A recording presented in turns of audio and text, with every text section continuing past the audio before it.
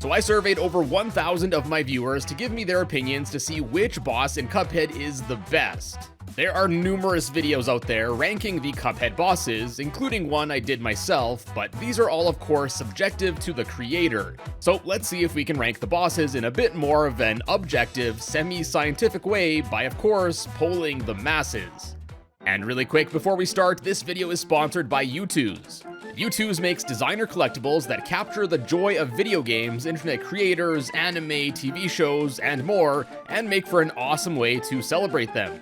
Even before being sponsored for this video, I've personally ordered a few figures like these ones from the Banjo-Kazooie line. Now, although this isn't a plug for my own figure yet, U2s has collaborated with Cuphead to bring several of the game's characters to life with a line of figurines, including Cuphead doing this. The figures in this collection are all really well made and have some awesome detailing as well. All of the U2s are limited edition, so once they're sold out, they are gone for good. So if you'd like to grab one or a bunch for yourself or for a Cuphead fan that you know, head on over to u2s.com or the Amazon link in the description where you can get them delivered even faster with Amazon Prime. Anyways, with all that said, parry that like button below, let's see which bosses are considered the best and worst in the game.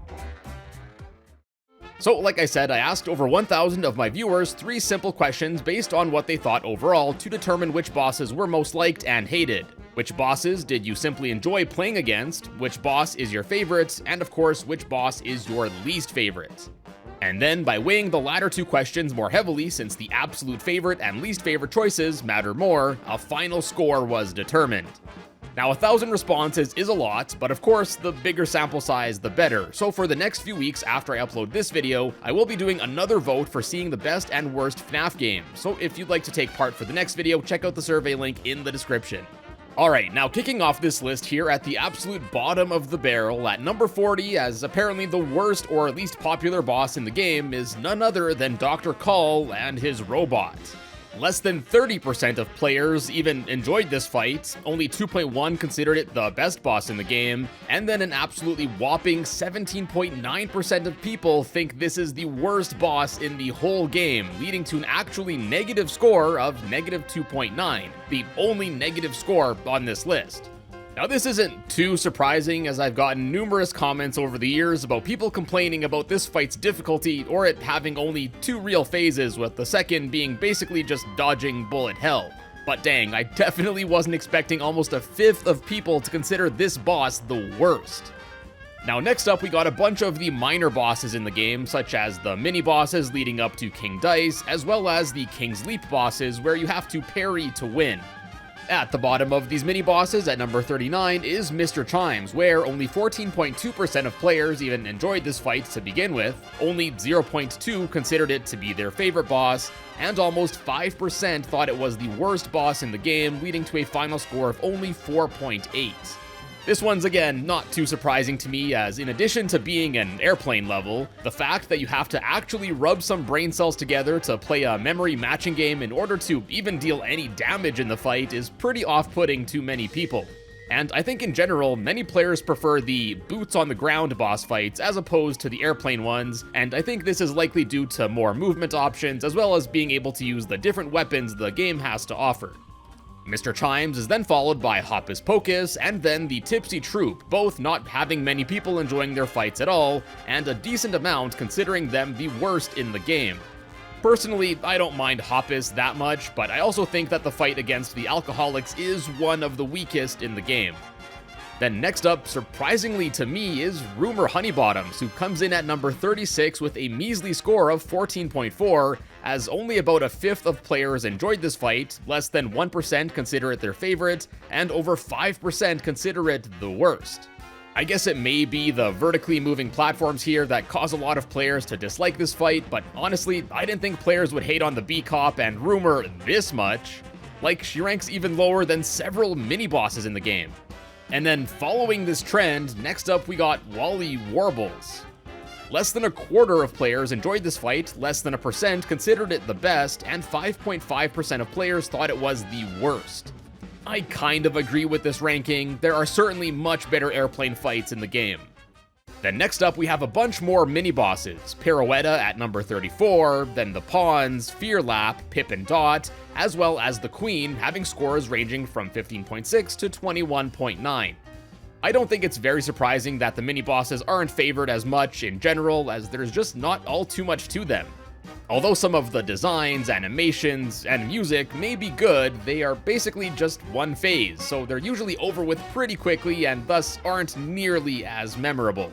I will say though, although I agree that the Pawns are probably the least interesting of the King's Leap fights, I'm quite surprised that the Queen was rated this low. I thought that fight was really creative, albeit pretty short. Anyways, next up, just barely beating out the Queen is probably the boss that most players fought first when playing this game for the first time, Goopy Legrand.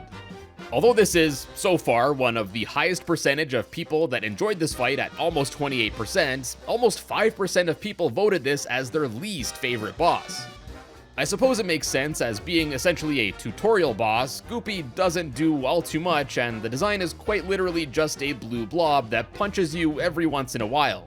I do, however, like that you end up fighting him from beyond the grave, but I can see where the lower votes are coming from.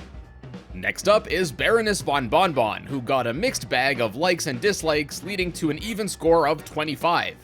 Now, I didn't really want to break this fight down to all of the individual mini bosses, as that would be too granular, but I think that may be what detracts from this boss fight. Now sure, some might like fighting against Gumball Bro or any of the other sweet treats, but the actual fight against the Baroness really only boils down to her one phase of chasing you with her castle and tossing her heads your way. Then next are three more mini-bosses, all scoring really closely together, Chip's Bedigan, Mr. Wheezy, as well as the Bishop.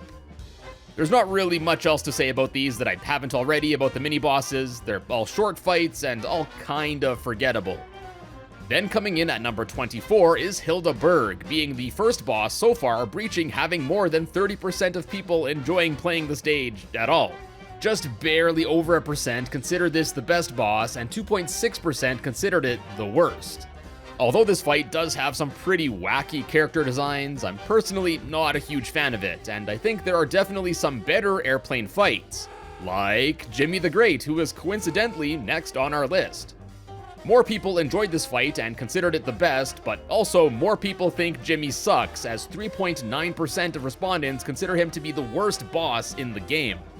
The Cuphead and final phases are really cool, but the first two I don't think are too special at all, and I'm sure that factored into how people perceive Jimmy as a fight overall. Next up, we got another King's Leap fight with the Knight, where you're tasked with constantly parrying his head when the guard is lowered. Kind of a mixed bag of scores for this one, and although it may not be as loved of a fight, since it's hated less, I'm surprised to see it beat out several main bosses in this game. Then next up is our first Delicious Last Course DLC boss on this list, Glumstone the Giant, where surprisingly only about a third of players enjoyed this battle, but on the other hand, it wasn't really many people's favorite or least favorite. Now, I honestly thought this was a pretty enjoyable fight with all of the gnomes and literally fighting a digestive system, but I guess people kinda just found this fight, as the youth say, mid.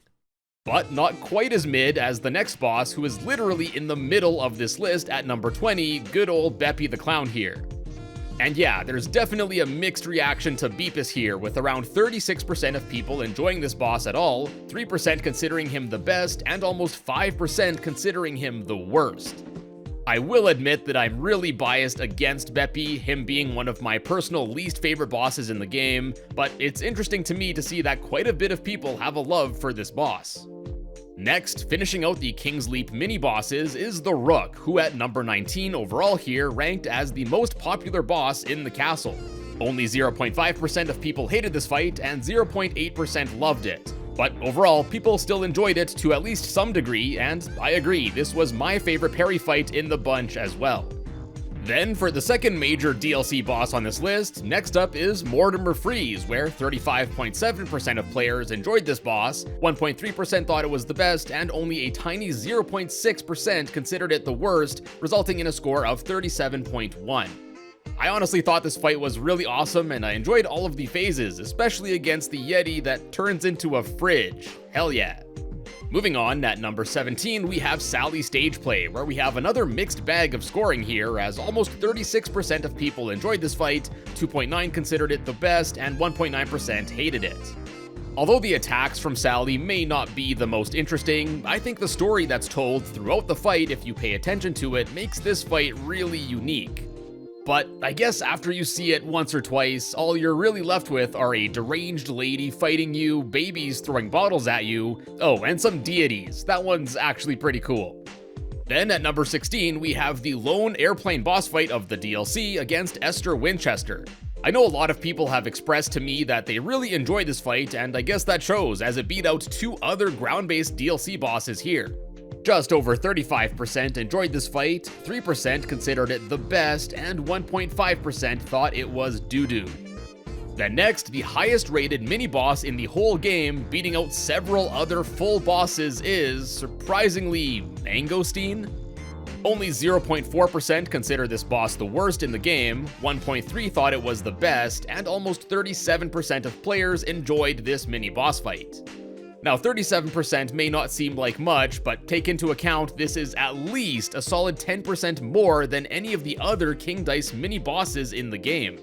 And honestly, I don't really know the reason. It's an alright fight, and Mangosteen's design as an 8-ball is pretty neat, but it's super easy. I guess maybe that's why people like it so much? Then coming in at number 14 is the secret boss found at the end of the DLC, the Angel and Demon, who here received a mix of ratings resulting in a final score of 39. Although it was a really cool fight at first, seeing and fighting against the devil again, overall the fight is pretty short-lived with only the one phase. So it's a cool little secret, but I reckon this may have lowered the score for many people. Now going way back to near the beginning of the game, at number 13 is the Root Pack, where 39.5% of people enjoyed the fight, 1.4% loved it, and 1.6% hated it. This fight, I think, is one of the more memorable fights in the whole game, as you fight a bunch of wacky vegetables and make an onion cry. And it's interesting to see the big score difference between these veggies and Goopy from earlier, who are both intro bosses on Isle 1. One of these fights is certainly less hated than the other. And coincidentally, also from Isle 1, next are Ribby and Croaks, who come in as the first boss fight that over 40% of people enjoyed. It's a fun and goofy fight. I mean, the frogs literally just transform into a slot machine because reasons? 2.4% think this duo is the bee's knees, and it made 1.9% of people croak. Coming in at the 11th place here is Captain Brinybeard, where almost 42% of players enjoyed this fight, very few hated it, and 3.2% thought it was the best, leading to a score of 46.8. Now, I don't want to say this one surprised me too much, but I definitely thought more people wouldn't be fans of the Captain being stationary in the top right of the screen for most of the fight. But hey, on the other hand, you also get to fight the uvula of a ship, so there's that. Now finally, getting to the top 10 bosses in the game, first here is, I guess, quite a controversial one. 46.7% of players enjoyed the boss fight against Grim Matchstick, at least to some extent, but then pretty evenly matched, 7.2% thought it was the best, and a whopping 6.7% think Grim is the worst boss in the game. Grim Matchstick is one of the harder bosses in Cuphead, no doubt. And I've gotten numerous comments from people saying that this is the boss that they ended up getting stuck on and couldn't progress through the rest of the game. So I guess I can really see why some people have a bone to pick with Grim. Up next at the 9th spot is actually the last and highest rated airplane fight in the game, the battle against Cala Maria. Almost 46% of people enjoyed this fight, which, bear in mind, is like 11% more than the second most enjoyed airplane fight against Esther Winchester. 5.8% of people absolutely love this fight, and 3.2% despise it, leading to a score of 51.1. I think I personally prefer the fight against Esther because you get to dodge sausage links and steak, but the battle against Cala is also really fun. There may also be some, other factors that result in people choosing this fight as their favorite too. And speaking of which, next at number 8 are the Howling Aces, and this doesn't surprise me at all, as when I did a poll on the DLC bosses a few months ago, the Flying Doggos absolutely decimated the competition. And I don't want to point any fingers, but apparently many people have a fondness for a certain member of the Howling Aces. 46% of people enjoyed this battle in some capacity, 3.9 considered it the best boss fight, and very few considered it the worst. Up next is a placement that kinda surprised me at number 7, the Phantom Express. Now personally, I don't think this boss fight is all too interesting, and I'm not a fan of the moving cart mechanic, but I digress. 47.2% of people enjoyed this fight, 4.7 absolutely love it, and only 1.3% think it's the worst. Next, we got the King Dice himself, where 48.8% of players enjoyed this battle, almost 5% thought it was the best, and 2.1 thought it was the worst. Since we separated all of the mini-bosses, we're just looking at this fight against the king himself, which in itself ends up being basically just a mini-boss fight too, as there's only one phase and attack that the king has. So honestly, I'm kinda surprised that this many people considered this to be the best boss in the game. But I reckon that a lot of people probably voted for KD here for the entirety of the fight, including the mini-bosses. Now finally diving into top 5 territory, first up is the Moonshine Mob, with 47.5% of players at least somewhat enjoying the fight, a large 6.4% consider it the best fight in the game, and only 0.7% consider it the worst, resulting in a final score of 58.9.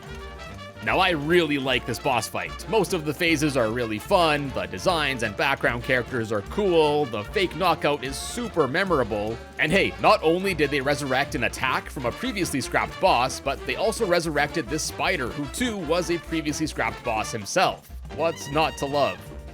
Now next up at number 4, we have the final boss of the base game, Mr. Devil himself, where for the first time so far, over half of players enjoyed this battle, and by a decent amount actually at 60.8%, which is actually the second highest in the game in this statistic. On the flip side though, only 3.3 consider this fight the best in the game, and very few thought it was the worst. I think this fight is honestly a really good climax to Cuphead and offers a good challenge that in turn offers a very rewarding feeling after completing it. It may not be many people's favorite boss in the game, but enough people enjoy it at least somewhat to bring El Diablo here to such a high rating. Now that's one final boss, but next up is the final boss for the Delicious Last Course DLC, Chef Saltbaker, who quite a few people see as the best boss fight in the game. Although, like I just said, I think the fight against the devil is awesome, I agree with this final boss fight being a bit better, as I think the attacks and phases are all more unique and have a ton more charm. And of course, Saltbaker can't be forgiven for his sins, so defeating him is super satisfying. Now coming in at the number 2 spot is Werner Vermin, who although only around 57.4% of players enjoyed this fight, quite a few people considered it the best and very few the worst, resulting in a score of 72.2. I really enjoyed this fight, but I'd be lying if I said I wasn't surprised to see the old rat here score this highly compared to many of the other bosses. I gotta admit though, the fact that we see Werner end up controlling the cat at the end of this fight is one of the biggest bamboozles in this game. And now finally, by process of elimination, at the number 1 spot is none other than Plant Boy. Now, I'll be the first to admit that there was likely some bias with my audience for this one, as Cagney Carnation has become a sort of meme on my channel for years now.